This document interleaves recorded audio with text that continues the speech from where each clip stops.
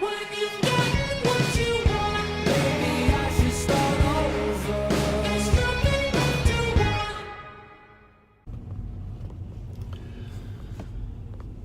On my way to my first Tesla service appointment down in Charlotte.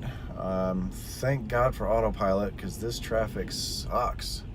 I've been sitting in bumper to bumper traffic for like 15 miles now. It's going so slow, but all I have to do is just rest my hand on the wheel, and I really don't have to do anything.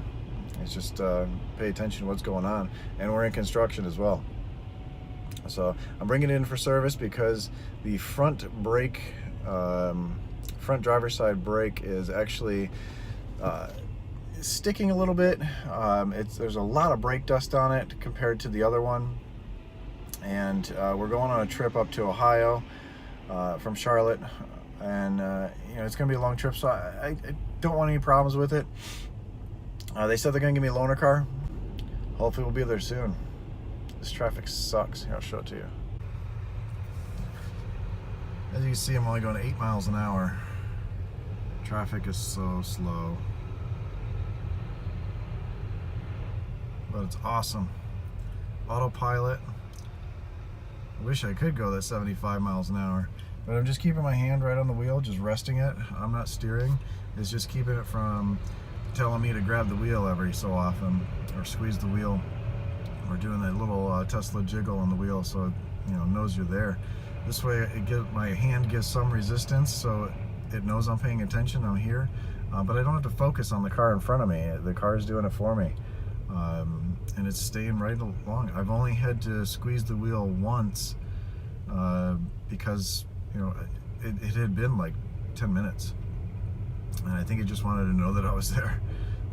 So I think there's something wrong with the caliper, because I've noticed here when it has to stop really fast in stop and go traffic, it almost sounds like the ABS brakes are kicking in.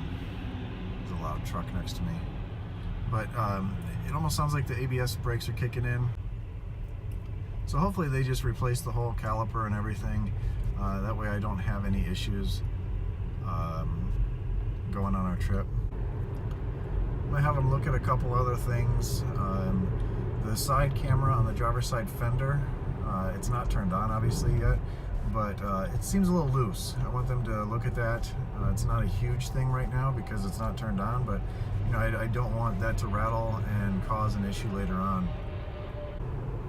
I'm also going to see if they can update the car for me. I have not received the 44 update yet with the easy pass or the in and out easy entry. I think that'd be nice. I am 6'5", so it would be handy to have the steering wheel go in. Seat's pretty much all the way back, but it would be nice to have that if they can do that, and also to see if there's any updates for the car as far as if they can fix. My wife seems to. My wife drives this every day. That's her car.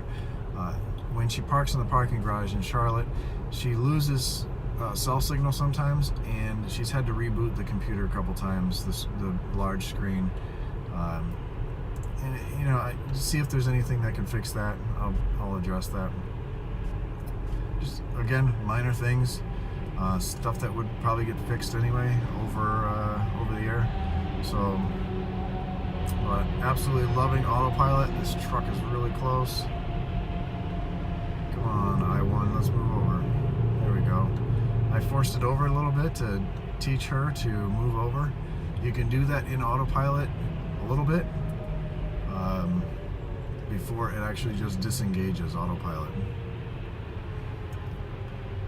Because she does tend to like to hug semis.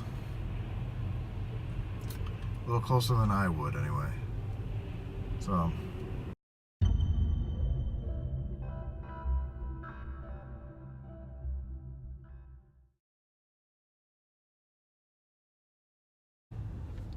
Just dropped the car off at Tesla service.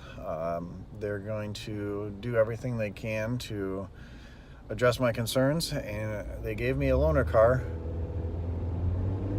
But as you can hear, it's a piece of crap gas car. All their loaner cars are out. This is the only service center. They couldn't give me a vehicle in stock because of Charlotte still doesn't have their license to sell cars because the city and all the dealers around here got together and is always trying to screw Tesla. So they gave me some Nissan Altima thing, or no, Nissan Sentra, small.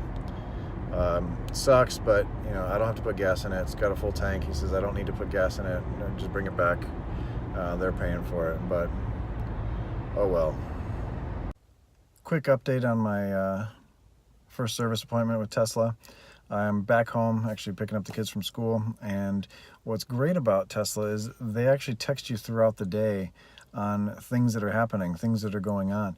When I drop the car off, had looked like little cracks in the taillights, both taillights in the same spot, kind of where the flap for the charging port comes up, and I didn't know if they looked asymmetrical on both sides, so I thought maybe that's part of the manufacturing process. Well, I brought those concerns to him, and he said they're going to look into them. He's going to see if those are cracks or not.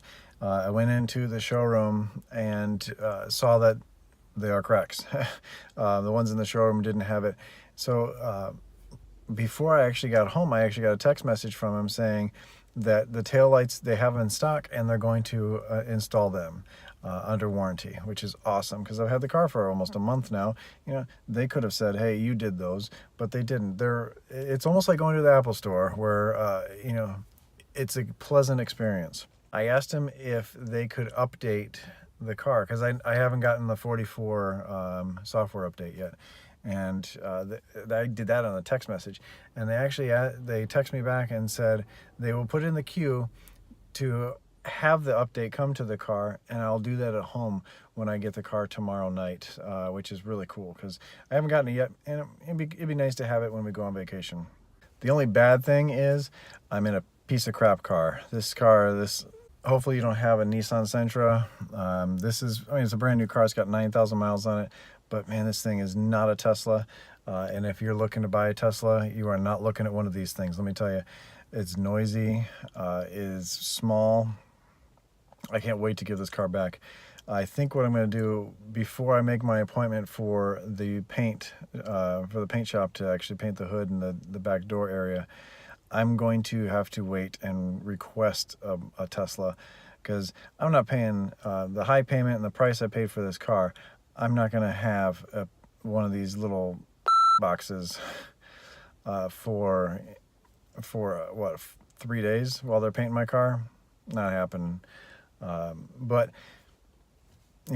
at least this is just one day. I'm going to have the car back tomorrow. Not a big deal. I'm getting everything done. It's going to be everything's going to be under warranty. Nothing's going to cost me any money.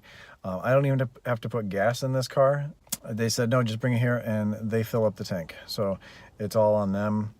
They're going to charge my car. So when I pick it up tomorrow, I have plenty of juice to get home.